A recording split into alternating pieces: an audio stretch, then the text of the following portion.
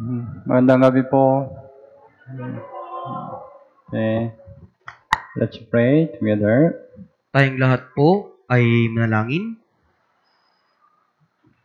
Dear much friend, gracious Father, Mahal naming Ama na mahabagin at mapagpala, thank you for saving us from sin and eternal destruction. salamat po sa pagliligtas mo sa amin mula sa kasalanan at wala hanggang pagkawasak. Thank you for guiding our Christian life to abide in church. Salamat po sa pagpapatubay sa aming buhay Kristiyano na manatili sa church. By the grace of God, this time we can have a Bible study. At sa biyaya ng Diyos sa oras nito, kami po ay nagkaroon ng Bible study.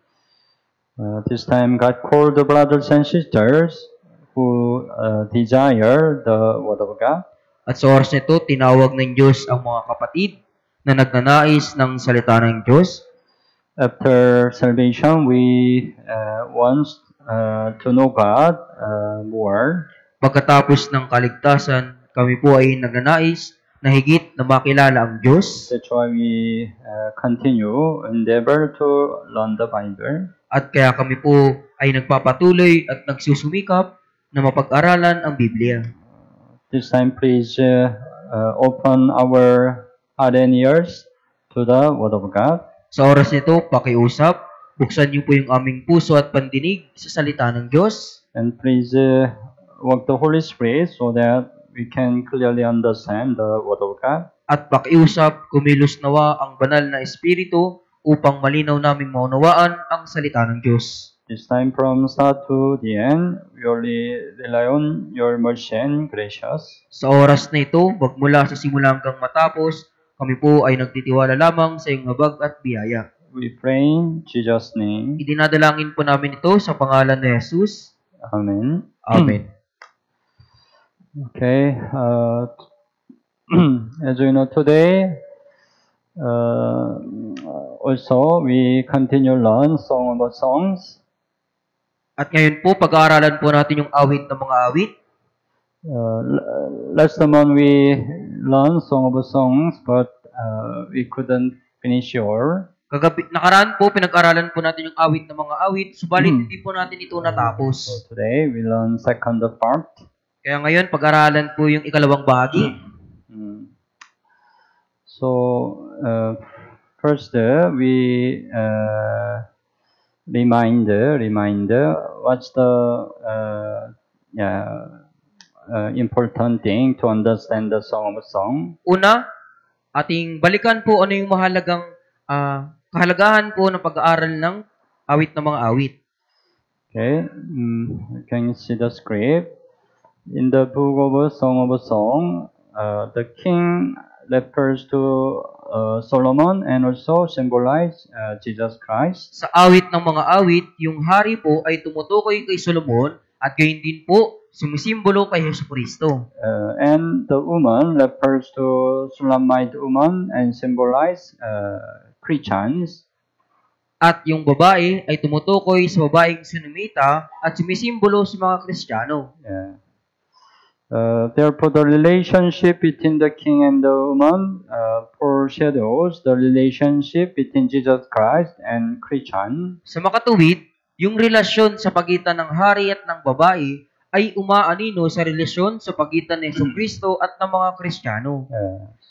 As we learn, right, the Song of a Song is not just a simple love story between Solomon and Shulamite woman. Kaya yung awit ng mga awit po, hindi lang ito basta pag-iibigan sa pagitan ni Solomon at ng babaeng Sunamita.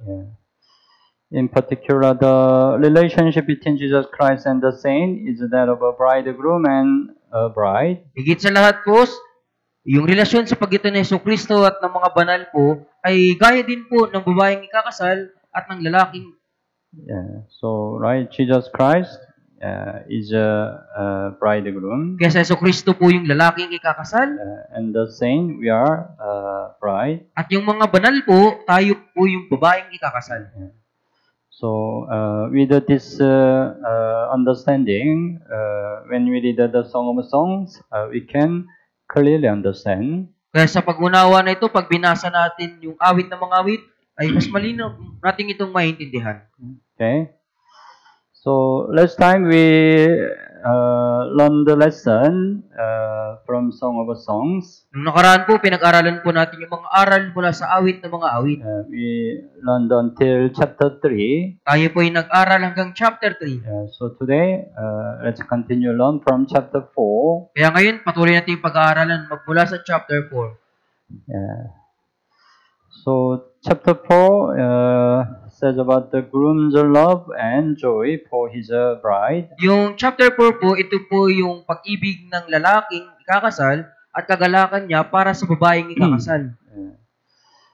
Groom sees the bride as a beautiful being without any blemish. Nakikita ng lalaking ikakasal yung babaeng ikakasal tulad po ng isang napakagandang nilalang nang walang anumang karumihan.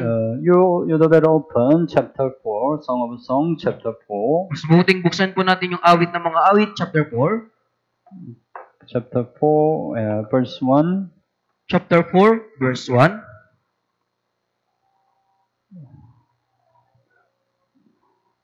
Chapter 4, verse 1. Basahin po natin ng sabay-sabay. O napakaganda mo, mahal ko. Talagang ikaw ay maganda. Ang iyong mga mata ay mga kalapati sa likod ng iyong talukbong. Ang iyong buhok ay gaya ng kawan ng mga kambing na bumababa sa gulod ng bundok ng Gilead. Is that right? You are fair. Sinabi dito, ikaw ay maganda. Fair, maganda, right? Verse 7 also, you are all fair. Sinabi din ng verse 7, ikaw ay totoong maganda. And there is no spot in you. At walang kapintasan sa iyo. So when the groom sees the bride, she is very beautiful and without any blemish. Kaya nakikita ng lalaking kakasal yung babae po na walang karumihan po at walang kapintasan. That's why Song of Songs chapter 5 too also called the bride, my perfect one. Kaya sinabi din po sa awit ng mga awit chapter 5 verse 2 na yung aking babaeng kakasal po, siya po yung perfecto po. Originally we have no beauty, right? Sa katunayan wala po tayong kagandahan. Leftly, the groom expresses to the bride how beautiful. Gayunpaman, ipinahayag ng lalaki sa babae po, napakaganda mo. He goes on to say, there is no blemish on us. Palagi niya pong sinasabi, walang kapintasan sa atin. Are we really blemish free? Talaga bang tayo po ay walang kapintasan? Actually, we have many blemish thing, right? Sa katunayan, napakarami po nating kapintasan. We have so many flaws. Marami rin tayong kamalian, pagkakamali. Definitely, the Lord sees us as a blemish free because He sees us as a blemish free through the grace of redemption that He has given. Sa makatuwid po, nakikita tayo ng Panginoon tulad ng isang walang kapintasan po sapagkat tinitingnan niya po tayo na walang kapintasan sa magitan ng biyaya ng pagtubos na ibinigay niya po sa atin. Because of His redemption, right? He looked us as blameless free. Dahil sa kanyang pagtubos po, tinitingnan niya na po tayo na walang kapintasan. So, Efeso chapter 5, you open the Bible. Buksan natin sa Biblia, Efeso chapter 5. Efeso chapter 5, 27. Efeso chapter 5, verse 27.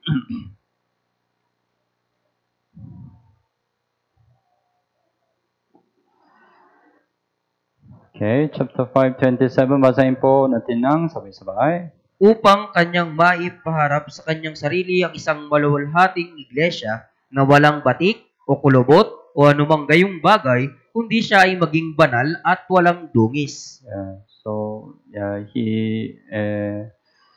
She should be holy and without blemish. Kaya siya ay maging banal at walang dungis. So Lord, look at us as a blemish free. Kaya tinitingnan tayo ng Panginoon na wala na pong kapintasan. And then there is a 7 beauties of a bride. At meron po ditong 7 kagandahan po ng babae. Song of a Song chapter 4. Awit ng mga awit, chapter 4, balikan natin po. Chapter 4, verse 1 hanggang 5. Mula versikulo 1 hanggang 5. Okay. Verse 1 hanggang 5. Basahin po natin ng sabay-sabay. O napakaganda mo, mahal ko. Talagang ikaw ay maganda. Ang iyong mga mata ay mga kalapati sa likod ng iyong talukbong. Ang iyong buhok ay gaya ng kawan ng mga kambing na bumababa sa gulod ng bundok ng Gilead.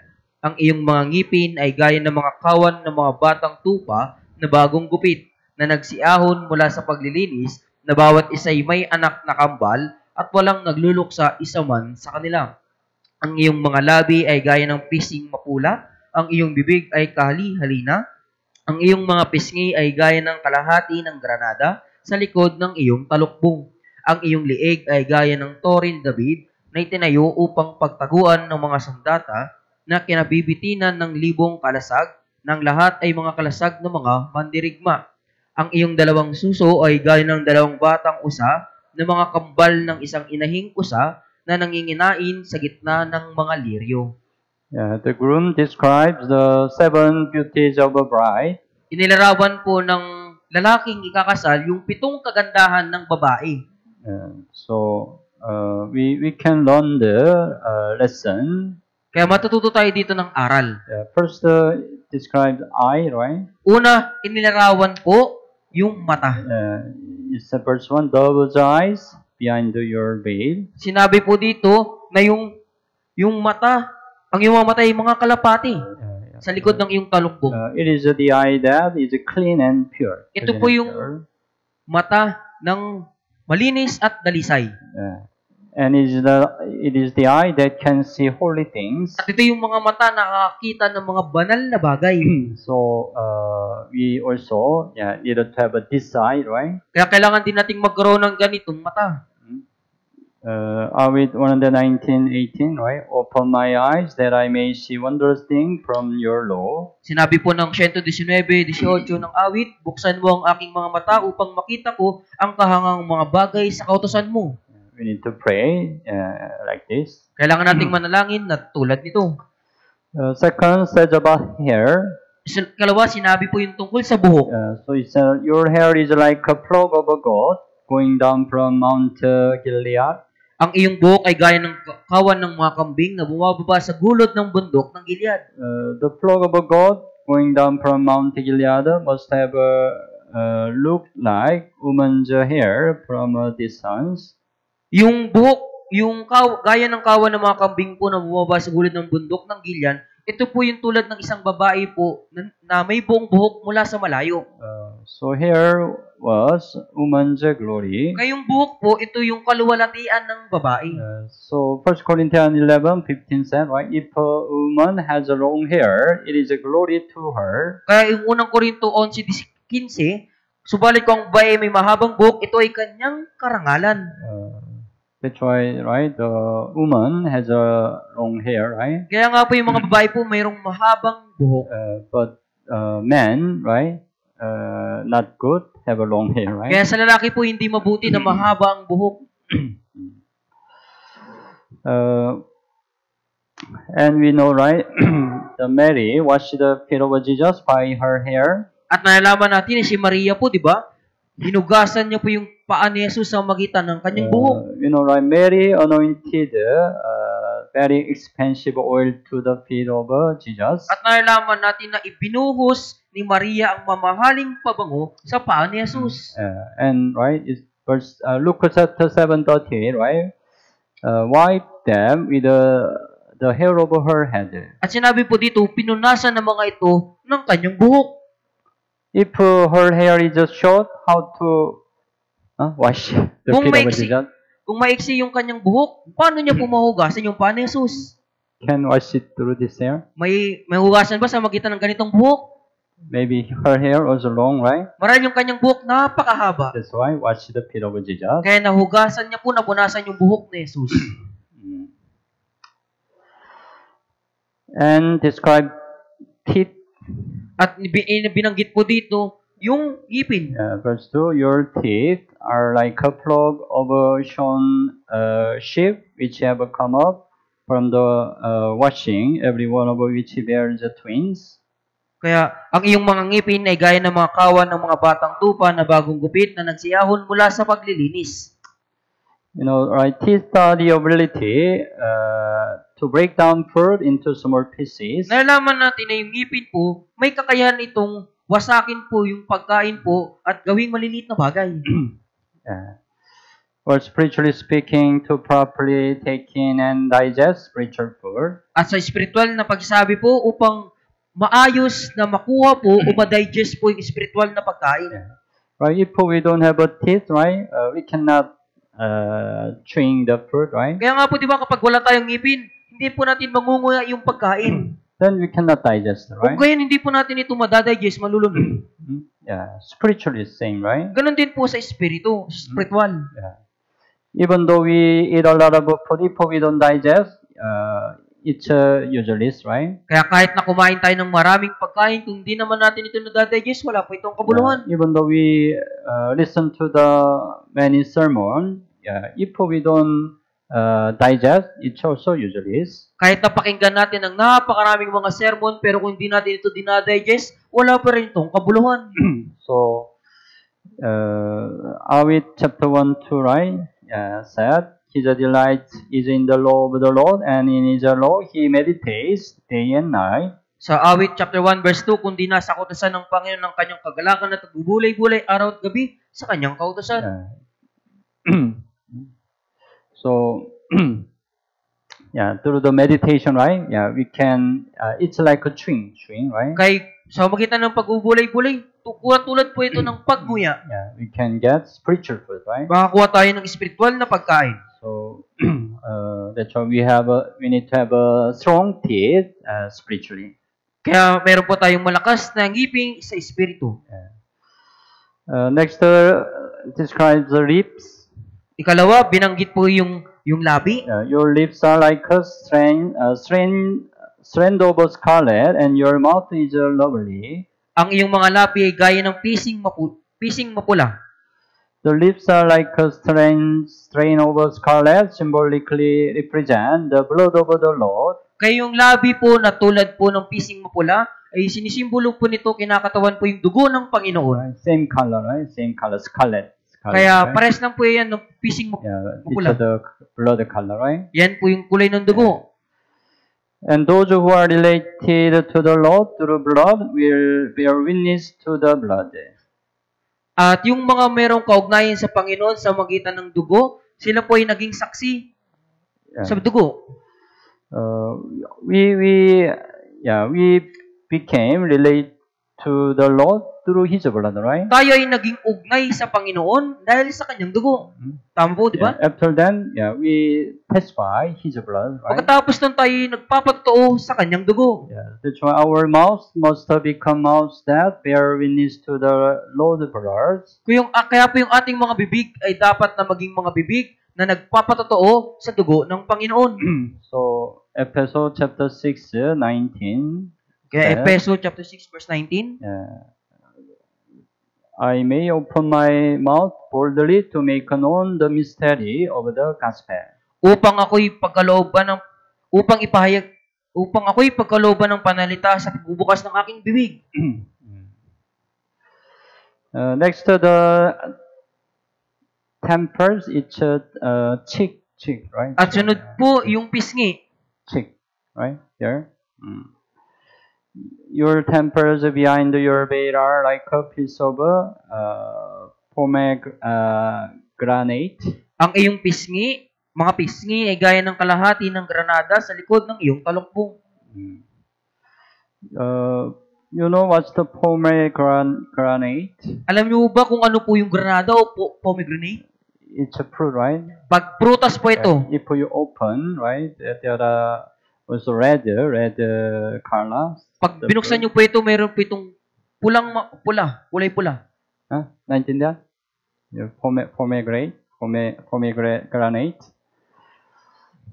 It means a person's face turns red when he or she sins. Ibig sabihin po nito, yung mukha ng isang tao po ay nagiging mapula kapag siya ay nagkakasala. It happens right when you are shameful. When you are shameful, usually your cheek become red, right? Di ba, kadalasan nangyari po ito, kapag kayo ay hiyang-hiya, yung pisngi nyo po ay namumula. Have you ever experienced? Naranasan nyo na po ba? You become red, right? Na nagiging pula po, mapula. Yeah, just as a pomegranate turns red when split, it seems to be talking about the purity of knowing how to feel ashamed when one sins. Katulad po ng prutas na granada na nagiging mapula kapag ginahati, binabanggit din po nito yung kadalisayan ng kapag tayo po ay nakakaramdam tayo ng kahiyan kapag tayo nagkakasala. Anyway, it means if we have a sin, we need to be ashamed, right? Ibig sabihin, kapag nagkakasala tayo, kailangan po nating mahiya. But some people, right, their conscience is not sensitive. Pero meron pong, yung mga tao po, di ba yung puso nila, hindi po sensitive. Even though they have a great sin, they are not ashamed. Kaya kahit na meron silang malaking kasalanan, hindi po sila nahihiya. Right? It's not right, right? Kaya hindi po ito mabuti, tama. So, awit 51:3, for I acknowledge my transgressions, and my sin is always before me. At sa awit 51 verse 3, sapagkat aking nalalaman ang mga pagsuway ko, at ang aking kasalanan ay laging nasa harapan ko. Awit 51, right? It was written after King David committed great sin. Yung awit chapter 51 po ay naisulat pagkatapos na makagawa si David ng malaking kasalanan. Of course, he was very ashamed, right? Siyempre po, hiyang-hiya po siya. That's why he could come to real repentance, right? Kaya siya ay dumating talaga sa tunay na pagsisisi. So, when you are ashamed of our sin, right, we will come to the also repentance. Kaya kapag tayo ay hiyang-hiya sa ating nagawang kasalanan, darating tayo sa tunay na pagsisisi.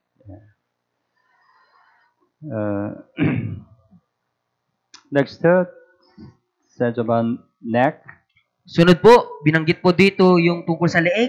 Verse 4, your neck is like the tower of David, built upon armory, on which hang 1,000 bucklers, or shield of a mighty man. Ang iyong leeg ay gaya ng tori ni David na itinayo upang pagtaguan ng mga sandata na kinabibitinan ng libong kalasag, ng lahat ay mga kalasag ng mga mandirigma. So, Tower of David, it means it's very strong. Yung tori ng David ay ibig sabihin napakatibay po. So when a saint has a faith, he can block the enemy's attacks and be victorious, just like a tower that stands firm. Kaya po, kapag ang isang banal po ay may pananampalataya, kaya niyo pong mahadlangan po yung mga atake ng kalaban at maging matagumpay tulad po ng isang toring nakatayong matatag. Yeah, so the Tower of David, it means very strong. Ibig sabihin ng tori ni David, ito po ay napakatibay, matatag. So we have to strong in the faith. Kailangan nating maging matatag sa pananampalataya. Maybe we can be strong, right? In the grace that is in Christ Jesus. Marahil magiging malakas po tayo sa biyaya na kay Kristo Jesus. As much as we have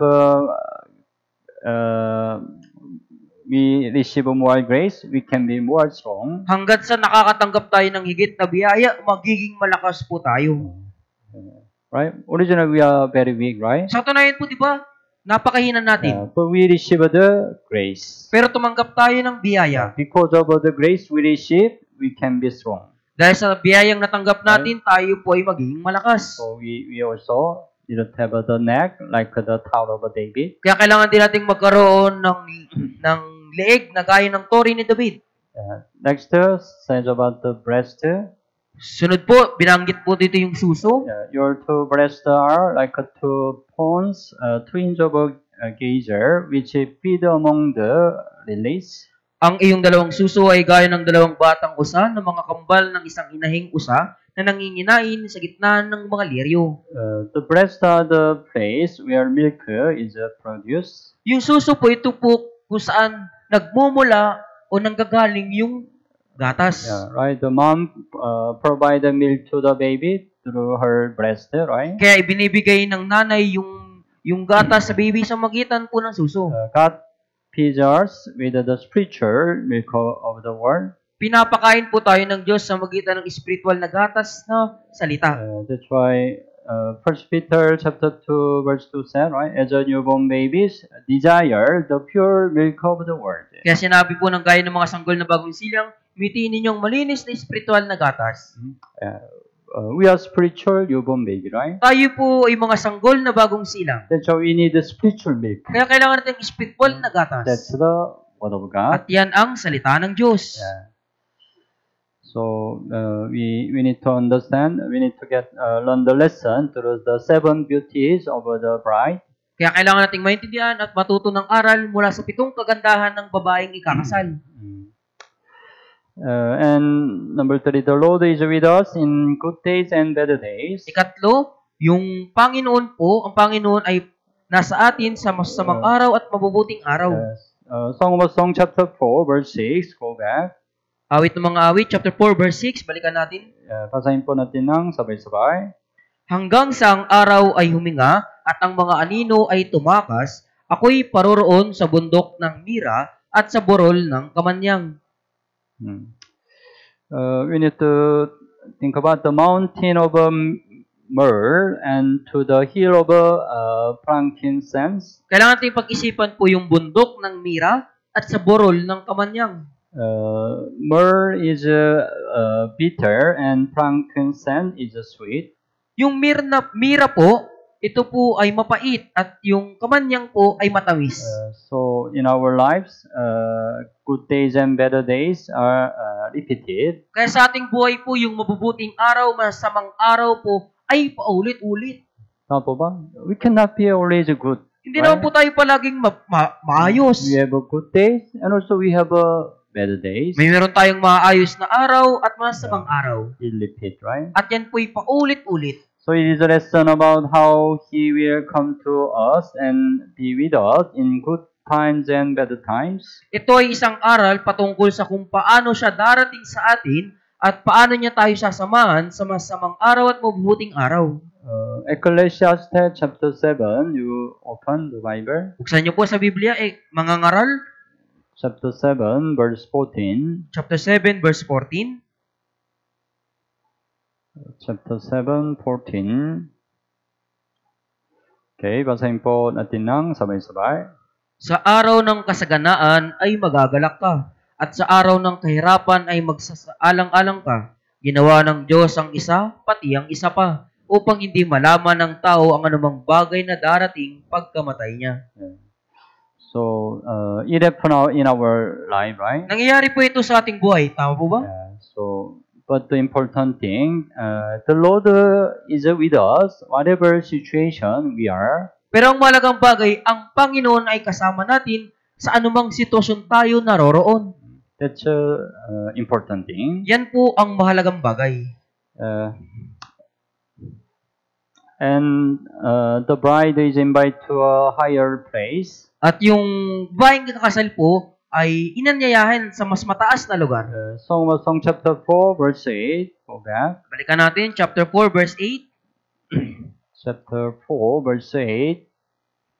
So, basahin po natin ng sabay-sabay. Sumama ka sa akin mula sa Lebanon, kasintahan ko. Sumama ka sa akin mula sa Lebanon. Tumanaw ka mula sa taluktok ng Amana, mula sa taluktok ng Siner at ng Hermon, mula sa mga yungib ng mga leon, mula sa mga bundok ng mga leopardo. It means that we should not stay in the prison, but go to a higher place. Ibig sabihin po nito, dapat na hindi tayo manatili sa kasalukuyan, kundi magtungo sa mas mataas na lugar. Christians should go higher. Ang mga Kristiyano po ay dapat silang tumaas. Yeah, they should advance further. Dapat silang sumulong ng higit pa. Yeah, they should advance to a place of a greater holiness. Dapat silang sumulong o umabante sa isang lugar na higit na kabanalan. If a baby is born, right, baby needed to grow, right? Kung isang baby po ay sinilang, kailangan niyang lumaki. Spiritually, we are born again, right? Spiritual po tayo pinanganak na muli. So we have to grow. Kailangan nating lumago. We have to advance, right? Kailangan nating umabante, sumulong.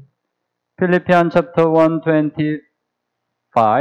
Philippians chapter 1 verse 25. Yeah, and being confident over this, I know that I shall remain and continue with you, or for your progress and joy of faith. At sa paniniwalang ito, aking nalalaman na ako'y mananatili at magpapatuloy na kasama ninyong lahat sa ikasusulong ninyo at ikagagalak sa pananampalataya. We need the progress of faith. Kailangan nating magkaroon ng ikakagalak o sulong ng pananampalataya. Your faith grow? Ang inyong pananampalataya lumalago Or pareho? o parehas pa rin. Our faith must grow, right? Yung pananampalataya na dapat lumago. Yeah. And the top of the mountain is a place of joy and danger at the same time. At yung taluktok ng bundok ay isang lugar ng kagalakan at mapanganib sa parehong pagkakataon. Because there are lions and leopards there. Dahil meron pong mga leon at leopardo doon. Right? So, the lions dance from the mountains of the leopard. Kaya sinabi po dito, di ba, na yung mula sa mga yungib ng mga leon at mula sa mga bundok ng leopardo. To go to the top, right? They need to also experience lion and leopard. Upang makarating sa taluktok, kailangan nating maranasan din po yung leon at leopardo. To get the joy, we have to also pass through difficulties. Upang makakuha ng kagalakan, kailangan din nating dumaan sa kahirapan. Yeah. So, Romans chapter 8:17, right? If children, then heirs of God, and joint heir with Christ. If indeed we suffer with Him, that we may also be glorified together. At kung mga anak ay mga tagapagmana rin, mga tagapagmana ng Diyos at mga kasamang tagapagmana ni Kristo, kung tunay nga nagtitiis tayong kasama niya, upang tayo liwalati namang kasama niya. Right? We know where, right? Without cross, without glory. At nalaman natin, kung walang krus, wala ding kaluwalhatian. Without oppression, without glory. Kung walang kapigatian, kahirapan, walang kaluwalatian. Yeah. So in the mountain, there is a lion, leopard. Kaya sa bundok, meron pong leopardo at leon. Yeah. And then the groom takes joy from the bride. At yung lalaki po, nakakuha siya ng kagalakan mula sa babaeng ikakasal. Let's go back Song of Songs chapter 4 verse 9. Balikan natin chapter 4 verse 9.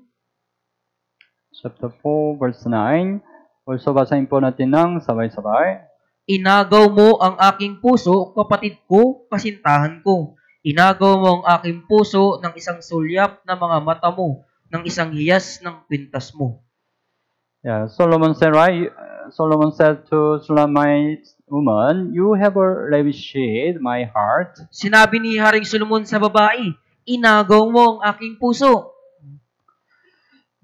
The bride's loverly eyes and adornment satisfy the groom's heart.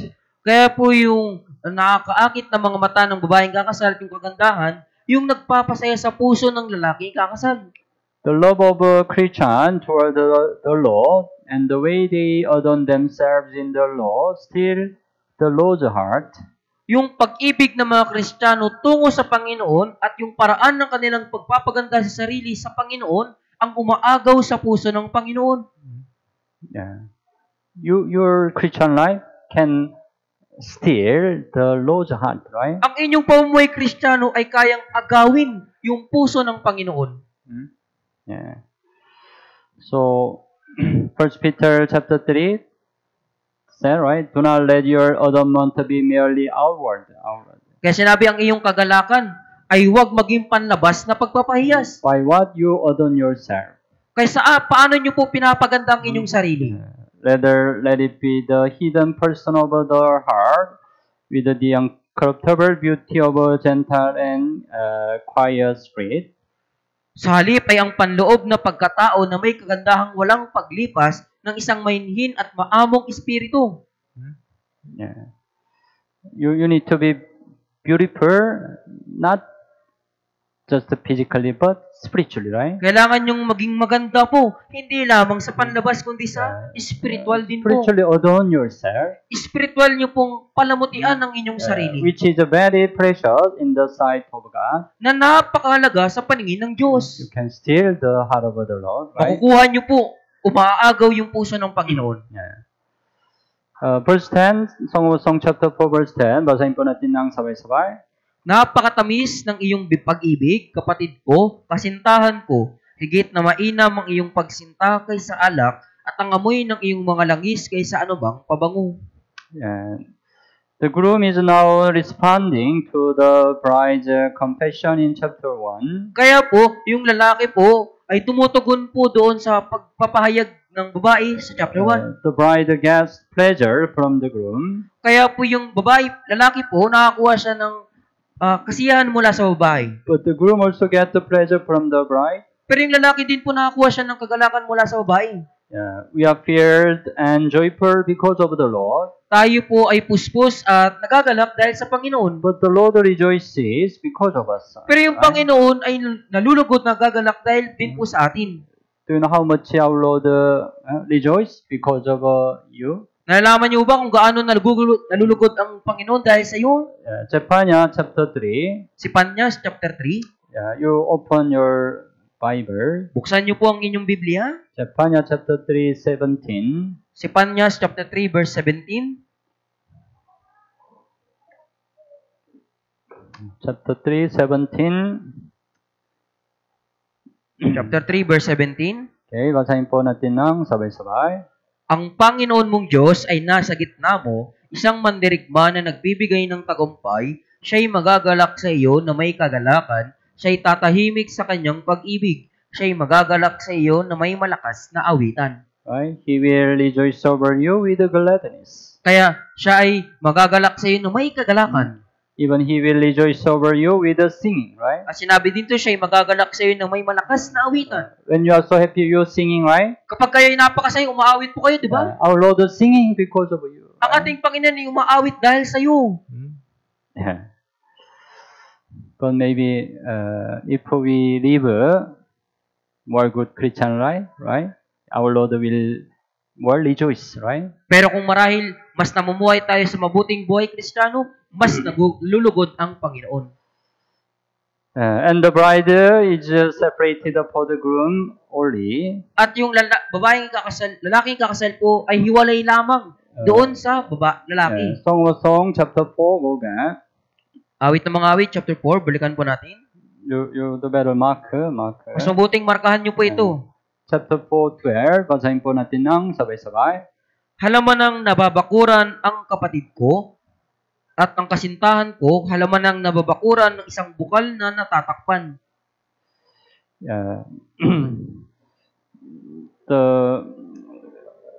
The groom consider his bride is a garden enclosed.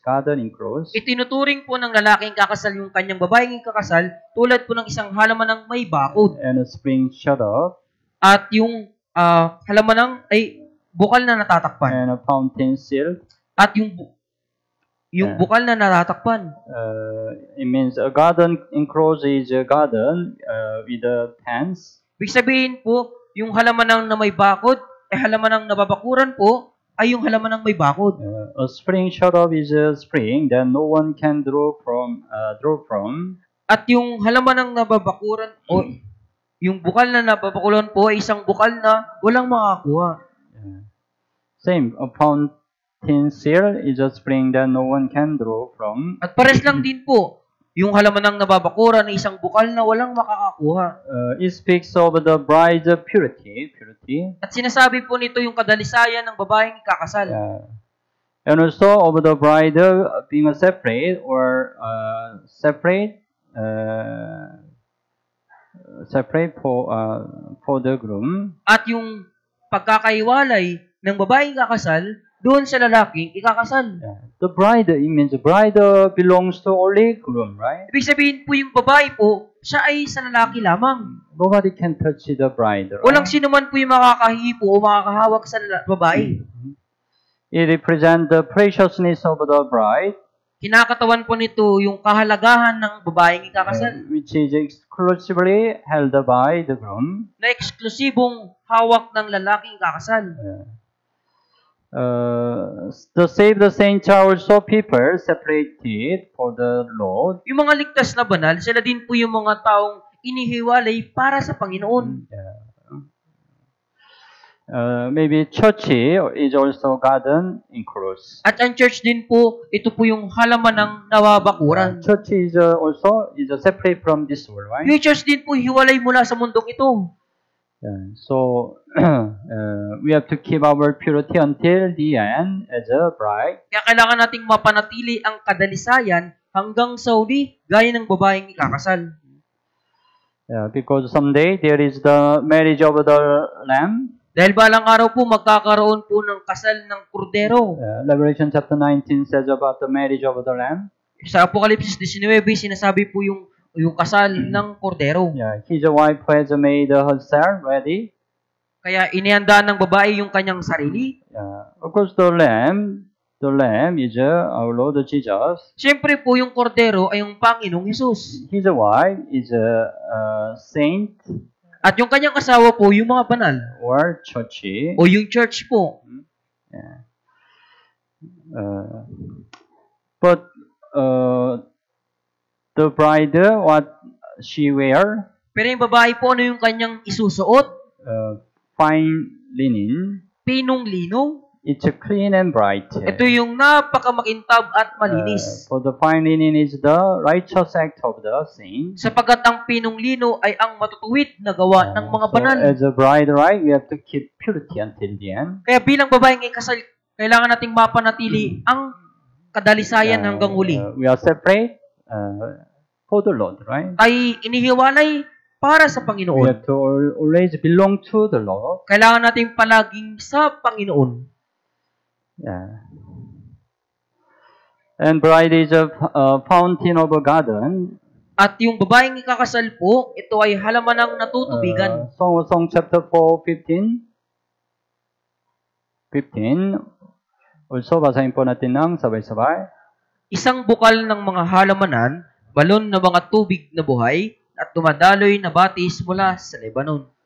The church is a watered garden and a place where the Holy Spirit flows. Yung church po, ito yung halaman ng natutubigan at isang lugar kung saan ang banal na espiritu ay dumadaloy. So here, the fountain of a garden, it says about the church.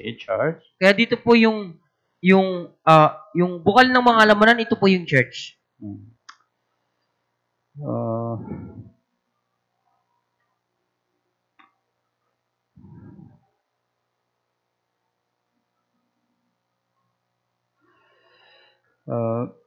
The bride wishes and prayer. At yung hiling at panalangin po ng babaeng kakasal. Song of Song chapter 4:16. Also, basahin po natin ng sabay-sabay.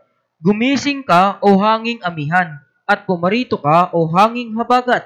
Humihip ka sa aking halamanan, upang ang bango niya'y humalim, uyak. Pumasok ang aking sinta sa halamanan niya, at kumain siya ng mga piling-piling bunga. The wind blowing from the south is a warm wind. Ang hanging umiihip mula sa timog po ay mainit-init. But the wind blowing from the north is a strong cold wind. Subalit ang hanging umiihip mula sa hilaga ay isang malakas na hanging malamig. So, the strong winds of affliction can make the fragrance of a Christian more evident. Kaya po yung malakas na hangin ng kapigatian ay maaaring maging hasamyo ng mga Kristiyano ng mas maliwanag. Maybe in normal situation, we cannot show the fragrance of Christ. Marahil sa normal na sitwasyon, Hindi po natin mapapakita yung samyo ni Kristo. But when we have a great operation, maybe it's the time we can give out fragrance of Christ. Subalit kapag tayo ay nasa matinding kapagtian, marahil ito yung panahon na may papakita natin yung samyo o ni Kristo. Right? When we have the operation, right? We can rely on the Lord. Kapag tayo ay nasa kapagtian, nagtitiwala tayo sa Panginoon. Even we are in great operation, right? We can still rejoice, right? Kahit na tayo nasa matinding kapagtian, nagagawa pa rin nating magalak. We can continue our ministry. Na ipagpapatuloy pa din natin yung ating ministeryo. Yeah. Then the people in this world will be surprised. Kung gayon yung mga tao ng sanlibutan ito, mamamangha sila. Oh, you are different. Kakaiba ka. In this situation, how can you do like that? Sa ganitong sitwasyon, paano mo ito nagagawa? Yeah. It's the way we can show the fragrance of Christ. Ito yung paraan upang maipakita natin yung samyo ni Kristo. So, right, 2 Corinthians chapter 2:15, we are to God the fragrance of Christ among those who are being saved and among those who are perishing. Kasi 2 Korinto 2:15, sapagkat kami ang mabangong samyo ni Kristo sa Diyos, sa mga iniligtas at sa mga napapahamak.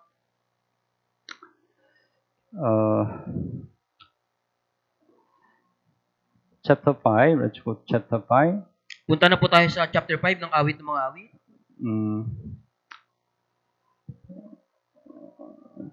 Today we have to finish. Ngayon po, kailangan natin itong tapusin. We hurry, more hurry. Magmamadali po tayo. First says about the groom's response to the bride's wish. Ito naman po yung mabuting tugon ng babae, lalaki sa babae, hiling ng lalaki, ng babaeng kakasal. Chapter 5 verse 1, basahin po natin ng sabay-sabay. Ako'y dumating sa aking halamanan, kapatid ko, kasintahan ko, aking tinipon ang aking mira, pati ang aking pabango. Kinain ko ang aking pulot, pukyutan, pati ang aking pulot. Ininom ko ang aking alak, pati ang aking gatas. Magsikain kayo o mga kaibigan, at magsinom kayo ng sagana ng mga mangingibig. Here, wine and milk refers to the gospel. Dito po yung alak at gatas ay tumutukoy sa ebanghelyo. And honeycomb and honey refers to the word. At ang pulot, pukyutan at pulot ay tumutukoy sa salita. And myrrh with the spice are used in prayer. At yung mira, pati ang pabango ay ginagamit sa panalangin. So, it means those who are saved receive the gospel from the garden of the Lord. Ibig sabihin, yung mga naligtas po ay tumanggap ng ebanghelyo mula sa halamanan ng Panginoon. And eat the spiritual food of God's word. At kinakain po yung spiritual na pagkain ng salita ng Diyos. And enjoy intimacy with God through prayer. Right? At nagsasaya ng nakakapalagayang loob ang Diyos sa pamamagitan ng panalangin.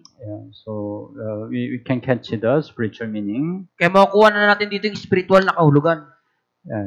And second, the groom's grace and with the drawer. At yung biyaya ng lalaking kakasal at yung pag-urong. Song of Song chapter 5 verse 2, basahin po natin ng sabay-sabay. Ako'y nakatulog, ngunit ang aking puso ay gising. Makinig, ang aking sinta ay tumutuktok. Pagbuksan mo ang kapatid ko, sinta ko, kalapati ko, ang aking walang kapintasan, sapagkat ang aking ulo ay basa ng hamog, ang bungkos ng aking buhok ay ng mga patak ng gabi. The groom is knocking outside the door, waiting for it to open. Yung lalaki po ay kumakatok sa labas ng pinto at naghihintay na ito ay mabuksan.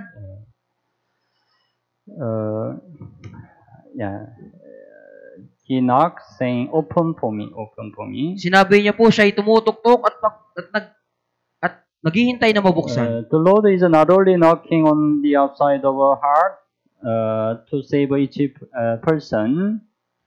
Ang Panginoon po ay hindi lamang kumakatok sa labas ng puso upang iligtas yung tao. But He is also knocking on the outside of our heart for fellowship with the saved saints. Subalit siya din kay kumakatok sa labas ng puso para sa fellowship sa mga banal na ligtas. Naintindihan?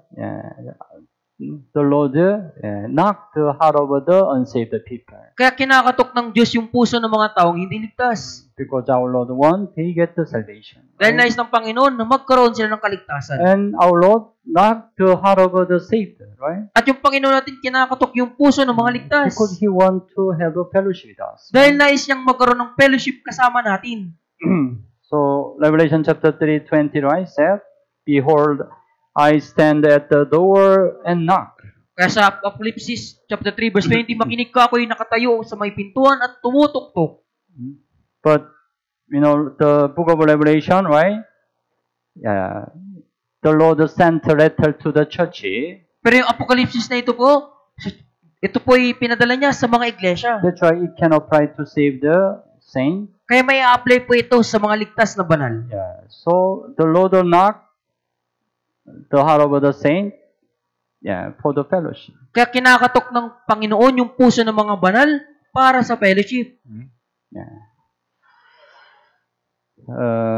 But this chapter 5, the bride met some problem. Pero alam niyo po sa chapter 5 na ito, yung babae po na ikakasal ay humarap sa problema. Last time we learned, right? They finally can marry, right? At di ba napag-aralan na natin na sila sa huli, ikakasal sila. But the bride this time has some problem. Pero sa pagkakataong ito, yung babaeng kakasal po nagkaroon ng problema. So it happened the bride has no eager heart to wait for the groom. Kaya yung babaeng kakasal po, wala siyang pusong pananabik na maghintay sa lalaking kakasal. That's why the bride said, right, verse 3, I have taken off my robe. How can I put it on again? I have washed my feet. How can I defile them?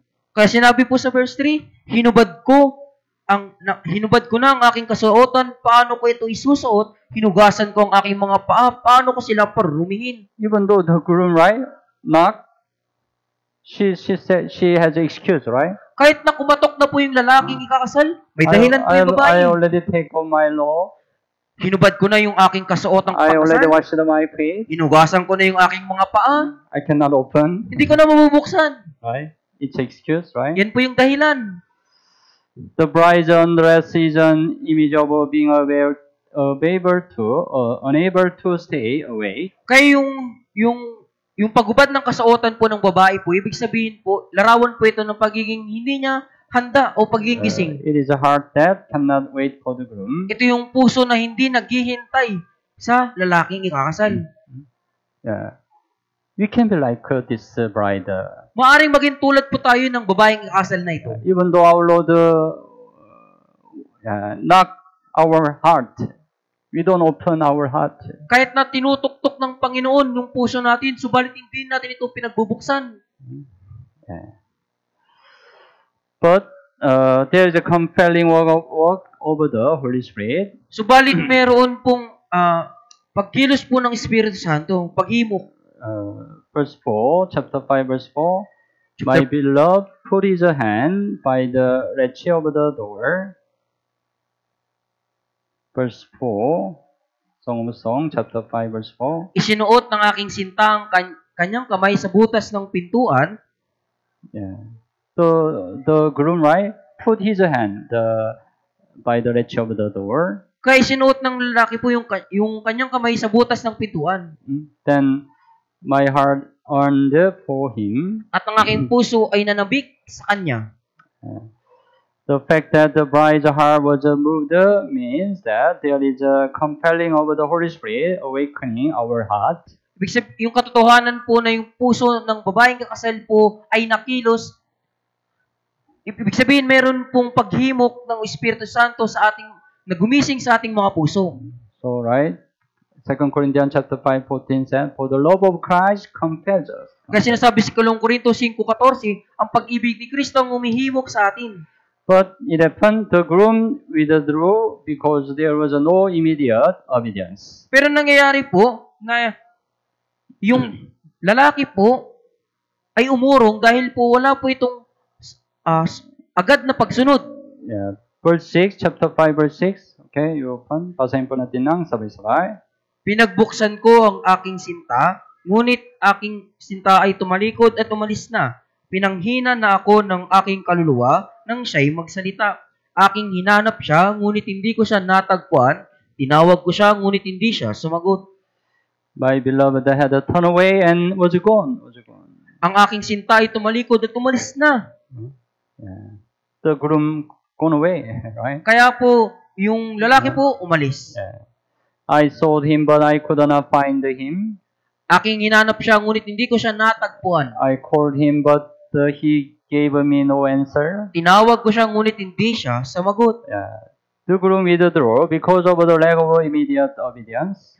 Yung lalaki po ay umurong dahil po sa kakulangan ng agad na pagsunod. Yeah. So, right, we need to learn the lesson, right? You must give ourselves up immediately when the Lord calls. Kaya nating matuto ng aral, dapat nating ibigay ang ating sarili agad kapag tayo'y tinawag ng Panginoon.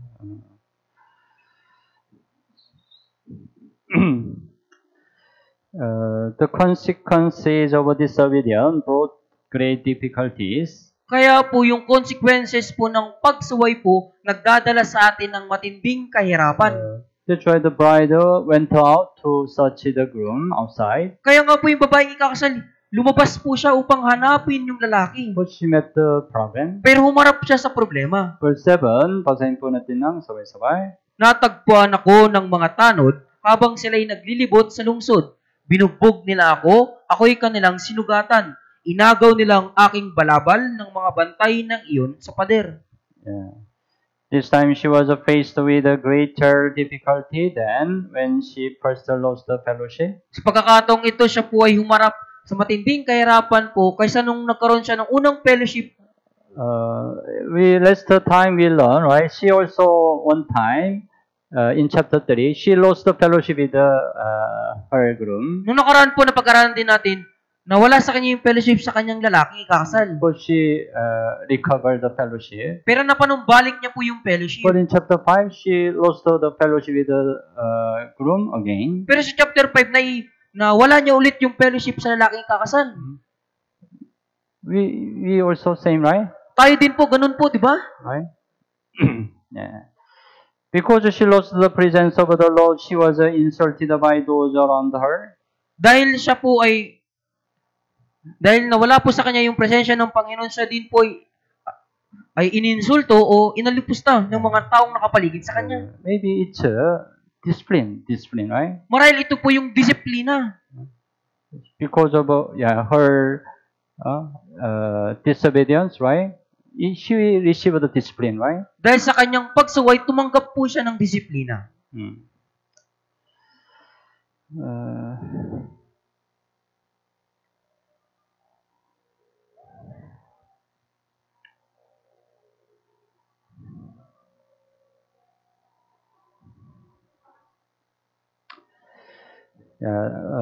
It says about the groom's excellence. At sinasabi din po yung kataliyunuhan ng lalaki po. But anyway, after her mistake, she also restored the fellowship with the groom. Gayunpaman, pagkatapos ng pagkakamali ng babae, naibalik niya rin po yung fellowship sa kanyang lalaking ikakasal.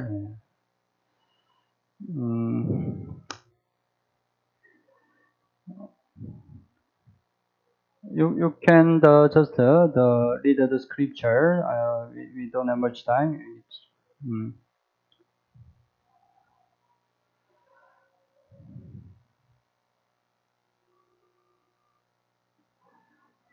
Yeah. Let's go to chapter 6. At punta na po tayo sa chapter 6. Yeah. And finally, finding the groom and confession to him. At sa uli, yung paghahanap sa lalaking kakasal at yung pagpapahayag sa kanya. Yeah, Song of Song chapter 6 verse 2. Awit ng mga awit chapter 6 verse 2. Okay, basahin po natin ng sabay-sabay.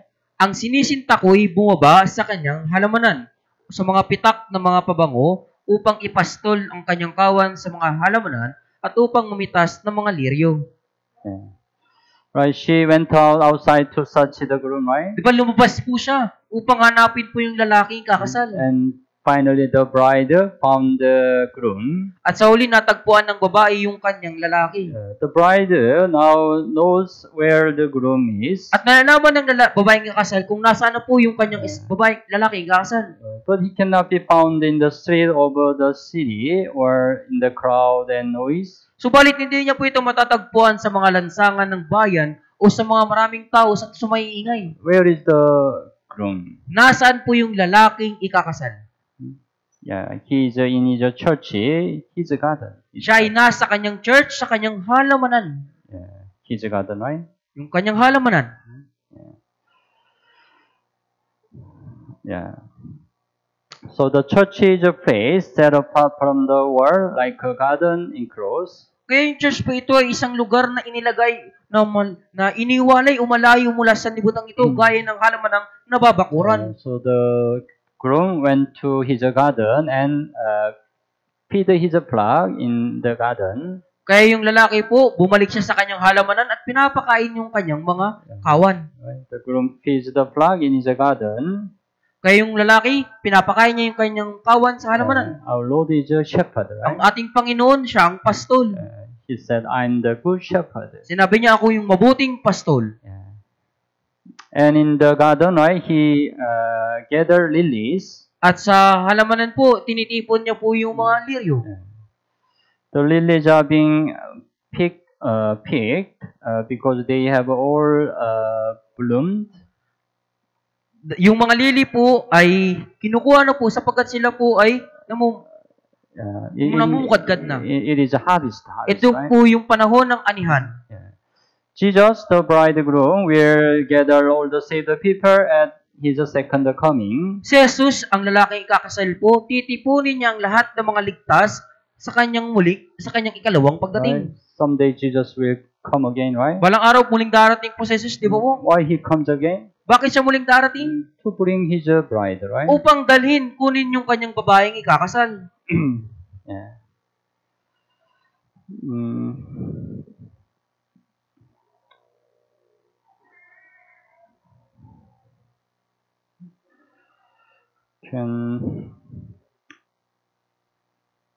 You can read by yourself.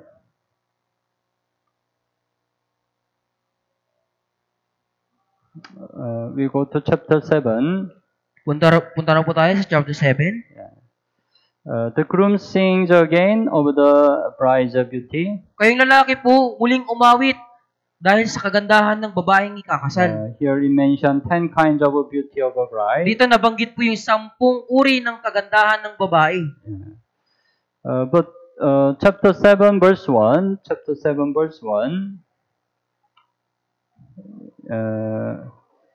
it said, right, how beautiful are your feet in sandals, O princess daughter.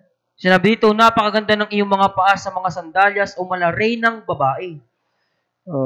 Groom called bride princess daughter. Tinawag ng lalaki yung babae po na malaray ng babae. Why princess daughter? Bakit po malaray ng babae? Originally, Shulamite woman was not princess daughter, right? Sa katunayan po, yung Shunamitang babae, hindi po siya anak ng reyna. She was just a woman in the province, right? Siya isang babae lamang nang galing sa probinsya. Very far from Jerusalem, right? Malayo mula sa Jerusalem. She was just one of the miserable women, right? Isa lamang siya sa mga babaeng miserable. Not prince daughter, right? Hindi po siya yung anak ng reyna. But after she got married with Solomon, her position was changed, right? Pero pagkatapos niyang maikasal kay Solomon, siya po, yung kanyang posisyon na bago. Yeah, her position, right? Like a prince daughter, right? Kaya yung kanyang posisyon naging pong malaray ng babae. Originally, we are sinner who will go to hell, right? Sa katunayan, tayo yung mga makasalanang patungo sa impyerno. But after salvation, we became children of God. Pero pagkatapos ng kaligtasan, tayo naging anak ng Diyos. So we became bride of Jesus, at right? naging lalaking kakasal ni Jesus. How great change it is, right? Di ba gaano kalaking pagbabago? We are like a Shulamite woman, right? Kaya tayo tulad ng sinumitang babae. Yeah. And the bride wants a deeper relationship with the groom. At yung Babaeng kakasal nais niyang magkaroon ng mas malalim na relasyon sa lalaki. Chapter 7, 11, 11 and 12, basahin po natin ng sabay-sabay. Halika, sinta ko, pumunta tayo sa mga bukid, manirahan tayo sa mga nayon. Magtungo tayo ng maaga sa mga ubasan at tingnan natin kung may buko na ang puno ng ubas. Kung ang kanyang mga bulaklak ay bumuka na at kung ang mga granada ay namumulaklak, doon ibibigay ko sa iyo ang aking pag-ibig. Yeah. Verse 11 said, right? Come, my beloved, let us go forth to the fair, let us lodge in the village. Sinabi ng verse 11, halika sinta ko, pumunta tayo sa mga bukid, manirahan tayo sa mga nayon. It means the bride humbly and sincerely wishes to have a fellowship with the groom. Ibig sabihin, yung lalaking kakasal po ay mababa at tapat niyang hinihiling na magkaroon ng fellowship sa babae. So the bride wants to go to the field and lodge in the village to have a deep fellowship. Kaya yung babae po, nais niya pong pumunta sa mga nayon at manirahang sa mga nayon po at magkaroon ng mas malalim na fellowship. If you want to have a fellowship with Christ, you must separate yourself from the world and its pleasures. Kung nais mong magkaroon ng fellowship kay Kristo, dapat kang humiwalay sa iyong sarili mula sa sanlibutan ito at sa kalayawan. Yeah. So if you love this world, how can you have a deep fellowship with the Lord? Kaya kung iniibig mong sanlibutan ito, paano ka magkakaroon ng mas malalim na fellowship sa Panginoon? Yeah. So the bride wants to look back on the state of her soul. Kaya po, yung babae po, nais niyang balikan po yung estado ng kanyang kaluluwa. Right, verse 12, right? Let us get early to the vineyard. Kaya sinabi, pumunta tayo ng mas maaga sa mga ubasan. So she checked, right? Let us see if a vine has a body. Tingnan natin kung may buko na yung buno ng ubas. Whether grape blossom are open. Kung yung mga bulaklak ay bumuka na. And the pomegranates are in bloom. At kung ang mga granada namumulaklak. Yeah. She checked the vineyard, right? Kaya sinuri niya po yung mga ubasan. Our own soul is our vineyard. Yung sarili nating kaluluwa, ito po yung ating ubasan. That we must attend. Dapat nating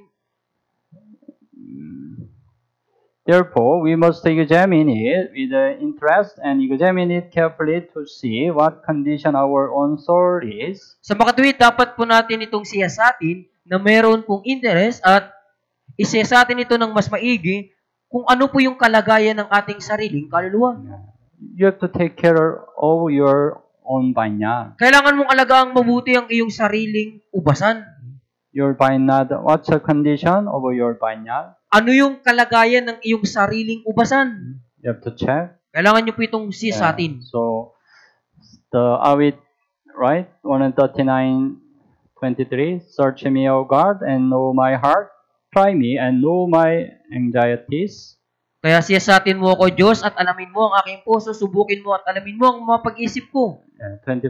See if there is any wicked way in me. At tingnan mo kung may anumang lakad ng kasamaan sa akin. So we have to check ourselves, right? Kaya kailangan natin palaging siyasatin ang ating sarili. We have to take care our vineyard. Kailangan nating alagaan yung ating ubasan.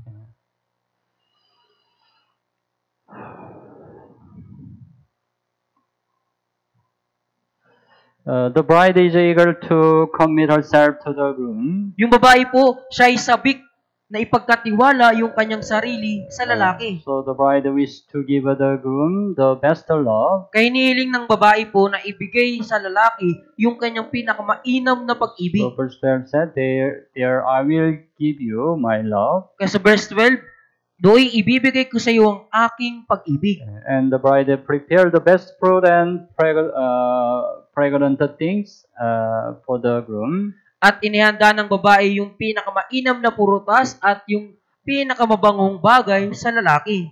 Verse 13, Song of Songs chapter 7:13. Okay, basahin po natin ng sabay-sabay.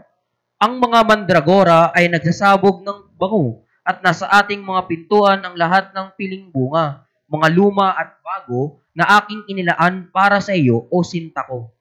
The bride prepared the right best thing, good thing, right? Inihanda ng babae po yung pinakamainam na babagay For the groom, right? para sa lalaki. All things prepared for the law should be used for the law when needed. Lahat ng mga inihandang bagay para sa Panginoon ay dapat na gamitin sa Panginoon kapag kinakailangan. Everything we laid up for the Lord comes from the Lord and should be used to serve and honor the Lord. Lahat ng tinitipon natin para sa Panginoon ay nagmumula sa Panginoon at dapat na gamitin upang paglingkod at parangalan ang Panginoon. Yeah. Okay. Let's go to chapter 8. Punta na po tayo sa chapter 8. Yeah, the bride who longs for her groom's love even more. Kaya yung babae po, hinahanap niya po yung pag-ibig ng lalaking kakasal ng higit. Song of Song chapter 8 verse 1, open. Chapter 8 verse 1 po, buksan natin. Okay, basahin po natin ng sabay-sabay. O ikaw sana'y naging tulad sa aking kapatid na pinasuso sa dibdib ng aking ina, kapag nakasalubong kita sa labas, hahagkan kita at walang hahamak sa akin. It says, the bride's wish is that if they are sister and brothers, they can have a fellowship more freely and express intimacy anywhere. Yung hiling ng babae po ay na kung sila ay sila ay sister brother po, magkaroon sila ng fellowship ng mas malaya at ipahayag ng may nakapalagayang loob kahit saan. Yeah, this is an expression of her desire to be close to the groom freely anywhere. Ito yung pagkapahayag ng kanyang pagnanais o pananabik na maging mas malapit sa lalaki po saan man. So for those of us who are saved, the Lord is with us and everywhere accompany us and show us intimacy. Kaya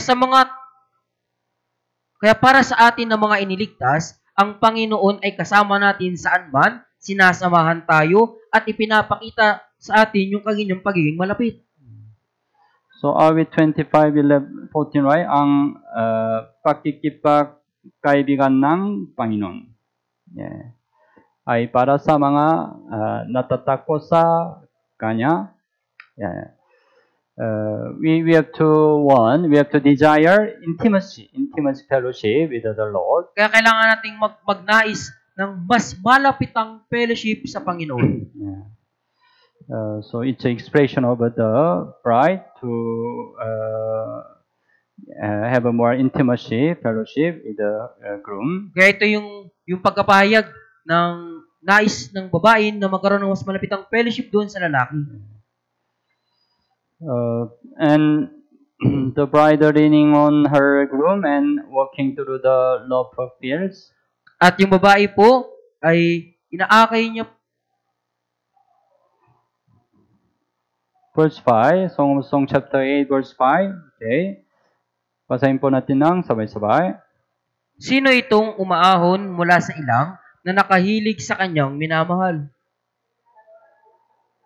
Ay ginising kita, doon ay naghirap sa panganganak ang iyong ina, siya na nagsilang sa iyo ay naghirap doon sa panganganak. So Christian can pass through this world like the wilderness by relying on the Lord. Yung mga Kristiyano ay tatawirin po nila yung sanlibutan ito tulad po ng ilang na nagtitiwala sa Panginoon. As the bride rely on the groom, we can rely on our Lord, right? Kaya gaya ng babae na nagtitiwala sa lalaki, tayo po yung magtiwala sa Panginoon. So we can pass through this the wilderness, the life of oppression, like the wilderness. Kaya malalampasan po natin yung buhay ng kapagitian katulad ng ilang. And then it says about 4 characteristics of love. At sinabi din po dito yung 4 na katangian ng pag-ibig. Song chapter 8, 6, and 7. Okay, basahin po natin ng sabay-sabay. Ilagay mo akong pinakatatak sa iyong puso, pinakatatak sa iyong bisig, sapagkat ang pag-ibig ay kasinlakas tulad ng kamatayan, ang panibugho ay kasimbagsik na tulad ng libingan. Ang mga liyab niyon ay parang mga liyab ng apoy, isang apoy na lumalagablab, hindi kayang patayin ng maraming tubig ang pag-ibig, ni malulunod man ito ng mga baha. kung ihandog ng isang lalaki dahil sa pag-ibig ang lahat ng kayamanan sa kanyang bahay, iyon ay kukutsaing lubusan. Set me as a seal upon your heart, as a seal upon your arm, it says. Sinabi po dito, hindi na sapagkat ilagay mo akong pinakatatak sa iyong puso, pinakatatak sa iyong bisig. When we are saved, the Holy Spirit comes into us. Nung tayo ay maligtas, ang Espiritu Santo ay dumating po sa atin. And guaranteeing that we belongs to God. At ginagarantiya po ng Diyos ay sa atin. So Ephesians chapter 1:13, right? In Him you were so thirsted after you heard the word of the truth, the gospel of our salvation, in whom also, having believed, you are sealed with the Holy Spirit of promise. Kaya sinabi sa kanya, kayo rin naman nakarinig ng salita ng katotohanan ng Ebanghelyo ng inyong kaligtasan, at kayo na sumampalataya sa kanya ay tinatakan ng ipinangakong Espiritu Santo.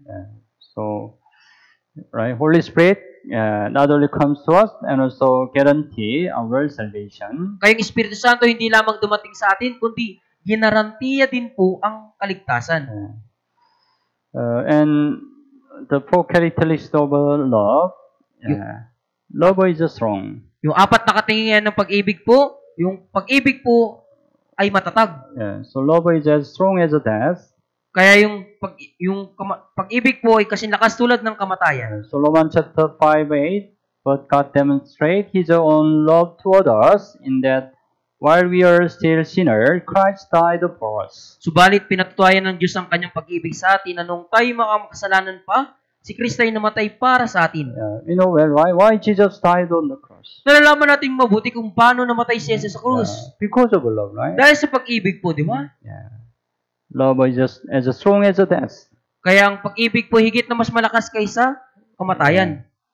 And love is jealous. At ang pag-ibig po ay mapanibuguin. Right? Jealous as cruel as the grave. Ang panibugo ay kasing pagsik ng tulad ng libingan. Because God is a jealous God. Sapagkat ang Diyos ay Diyos na mapanibuguin.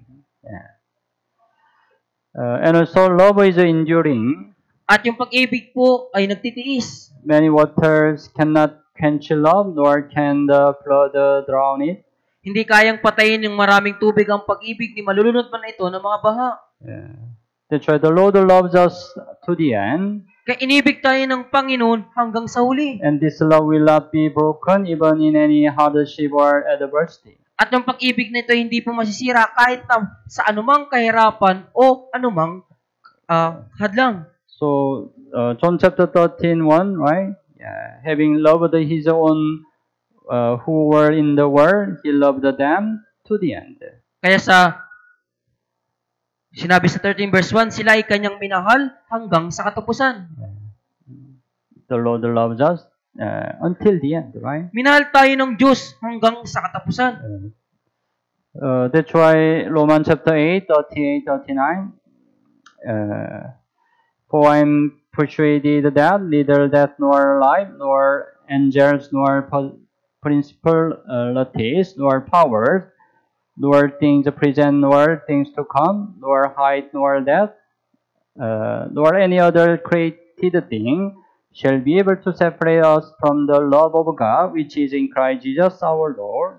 Sapagkat ako'y naniniwalang lubos na kahit ang kamatayan man, ni ang buhay, ni ang mga anghel, ni ang mga pinuno, ni ang mga bagay na kasulukuyan, ni ang mga bagay na darating, ni ang mga kapangyarihan, ni ang kataasan, ni ang kalaliman, ni ang alinpaman nilalang, ay hindi makapaghiwalay sa atin sa pag-ibig ng Diyos na kay Kristo Jesus na Panginoon natin. And the love is the most valuable thing. At yung pag-ibig po yung pinakamahalagang bagay.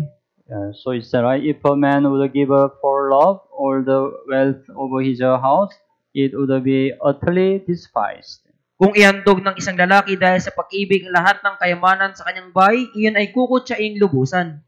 That's why without love, everything are useless. Kaya kung walang pag-ibig, lahat ng bagay po walang kabuluhan. So 1 Corinthians chapter 13 says about love. Kasi sinasabi ng unang Korinto chapter 13 ang patungkol sa pag-ibig. So verse 1, right? Though I speak with the tongues of a man and of an angel, but have none love, I have become sounding brass or a cleaning symbol. Sa verse 1, kung ako'y magsalita ng mga wika ng mga tao at ng mga anghel, subalit wala akong pag-ibig, ako'y naging isang maingay na pumpiyang o batingaw na umalingaw-ngaw. Verse 2 also, right? But have not love, I am nothing. At kung walang pag-ibig, ako'y walang kabuluhan. But have not love, it profits me nothing, right? Subalit walang pag-ibig, wala akong mapapakinabang. So love is the most valuable, important thing, Yung right? pag-ibig po yung pinakamahalaga. Yeah. So that are the characteristics of love. Yan po yung 4 na katangian ng pag-ibig. And then it says about privilege and duties of the bride. At sinasabi dito yung pribilehiyo at tungkulin ng babae, kasal. The bride looks back at her family. At yung babae po, nilingon niya o tiningnan niya yung kanyang pamilya. Song of Song chapter 8, 8 and 9. Basahin po natin ng sabay-sabay. Kami may isang munting kapatid na babae at siya'y walang mga suso. Ano ang aming gagawin sa aming kapatid na babae sa araw na siya'y ligawan? Kung siya'y isang pader, ipagtatayo namin siya ng muog na pilak, ngunit kung siya'y isang pintuan, tatakpan namin siya ng mga tablang sedro. It's alright. We have a little sister. Sinabi dito, mayroon kaming munting kapatid na babae. Maybe Shulamite woman has a little sister. Maraming babaeng sinumita, mayroon siyang isang munting kapatid na babae. So the bride is thinking of her family and asking the groom for help. Kaya babaeng ikakasal, iniisip niya yung kanyang pamilya at hinihiling sa lalaki na tumulong. After we are saved, we want to look back on our family and evangelize, right? Pagkatapos po nating maligtas, nagkaroon po tayo ng pagnanais na balikan yung ating pamilya upang sila'y ma-evangelize. Right? Di ba po? If you are really saved, right? You have the heart to save your family, right? Kung talagang kayo po ay naligtas, meron po kayong pagnanais na ma-evangelize ang inyong pamilya. And also we want to look back on the weak members around us. At nais nating balikan yung mga may hinang miyembro sa paligid natin. 1 Timothy chapter 5, let's open. Unang Timoteo chapter 5, puntahan po natin. 1 Timothy chapter 5, verse 8. Unang Timoteo chapter 5, verse 8.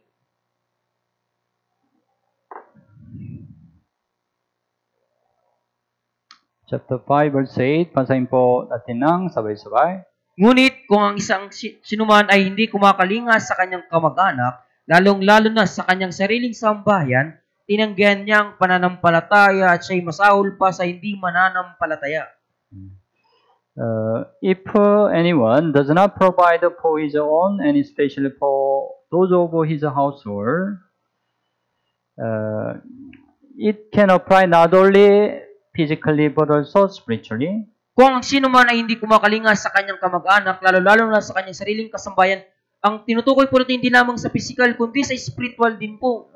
We have to help our family, right? Physically, right? Diba kailangan nating tulungan sa physical yung ating pamilya? But save the Christian, it's not all right. Pero bilang ligtas na Kristiyano, hindi po yan yung lahat. We have to also help our family spiritually, right? Kailangan nating tulungan yung ating pamilya sa spiritual. It means we have to evangelize our family who are not saved, right? Ibig sabihin, kailangan nating i-evangelize yung pamilya natin na hindi paligtas. But if not, what it says? Pero kung hindi, ano po yung sinabi dito? He has denied the faith and is worse than an unbeliever. Tinanggihan niya ang pananampalataya at siya'y masahol pa sa hindi mananampalataya. Unbeliever, right? They don't know the gospel, right? Yung hindi mananampalataya, hindi nila alam yung ebanghelyo. Because they cannot evangelize their family. Kaya hindi nila may evangelize yung kanyang They pamilya. cannot save their family from the eternal hell, right? Hindi nila may liligtas yung kanilang pamilya mula sa walang hanggang impyerno. But we know the gospel, right? Pero alam na po natin ang ebanghelyo. But if we don't save them by preaching the gospel, Pero kung hindi natin sila ililigtas sa pamamagitan ng pangangaral ng ebanghelyo, we are worse than the unbeliever, right? tayo po'y mas masahol pa sa hindi mananampalataya. So the bride, right? She think of her family. Kaya yung babaeng kasal, inisip niyo po yung kanyang pamilya.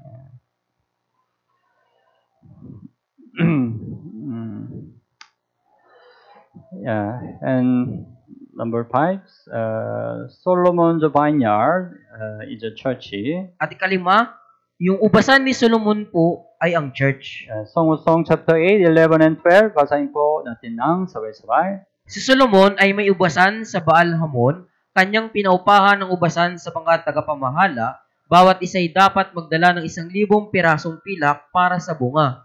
Ang aking ubasan na sadyang akin ay para sa aking sarili. Ikaw, O Solomon, ay magkaroon nawa ng 1,000 at ang nag-iingat ng bunga niyon ay 200. So, the church is a Lord's vineyard. Kaya ang church po, ito po yung ubasan ng Panginoon. So, those who are saved must serve there and take care of the vineyard. Kaya yung mga naligtas, dapat maglingkod doon at dapat na alagaang mabuti ang ubasan. Yeah. So, we have to serve. We have to serve the Lord in this vineyard, right? Kaya kailangan nating paglingkuran ng Panginoon sa ubasang ito. Church. We have to serve the church, right? Kailangan nating paglingkuran ang church. Yeah. We have to take care of the church. Kailangan nating alagaang mabuti ang church. Yeah.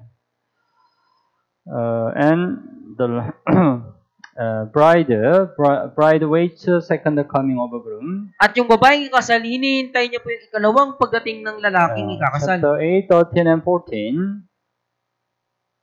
Chapter 8, 13 and 14. Basahin po natin ng sabay-sabay. Ikaw na tumatahan sa mga halamanan at ang mga kasama ko ay nakikinig sa iyong tinig, iparinig mo sa akin, ikaw ay magmadali, sinta ko, at ikaw ay maging parang usa o batang usa sa mga bundok ng mga pabango. Verse 14, make haste, my beloved. Verse 14, ikaw ay magmadali, sinta ko. The bride must live in the church.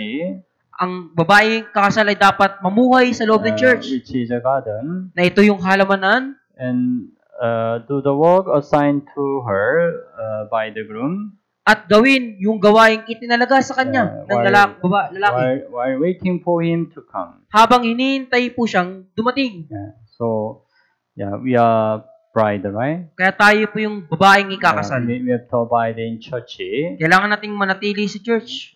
And we have to do the ministry assigned by the Lord. At kailangan nating gawin yung ministeryong itinalaga sa atin ng Panginoon. But we are waiting second coming of Jesus. Pero tayo ay naghihintay sa ikalawang pagdating ni Jesus. The Revelation 22, huli po, Apokalipsis Kapitulo 22, verse 20 and 21. The end of the Bible, 20 and 21. Basahin po natin ng sabay-sabay. Ang nagpatotoo sa mga bagay na ito ay nagsasabi, Oo, ako'y malapit ng dumating. Amen. Pumarito ka, Panginoong Hesus. Ang biyaya ng Panginoong Hesus ay mapa sa mga banal. Amen. Right, the bride groom, right, make haste like a geyser or a young stag on the mountains of spices. Sinasabi po ng babae, ikaw ay magmadali, sinta ko, at ikaw ay maging parang usaw, batang usa sa mga bundok ng mga pabango. Geyser is very fast, right? Kayong mga usa po, napakabilis nito. Our Lord will come again quickly, right? Ang Panginoon natin ay mabilis pong darating. Our time, right? Sa ating panahon. Our Lord will come again quickly. Yung Panginoon natin malapit nang dumating. So we are waiting second coming of the Lord. Kaya tayo naghihintay sa ikalawang pagdating ng Panginoon.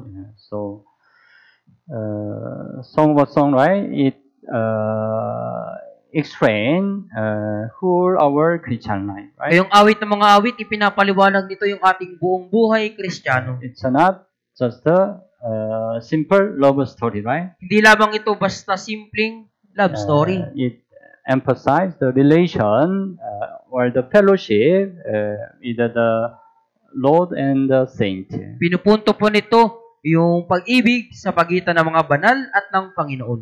So if you meditate the Song of Song, you can have a more intimacy fellowship with the Lord.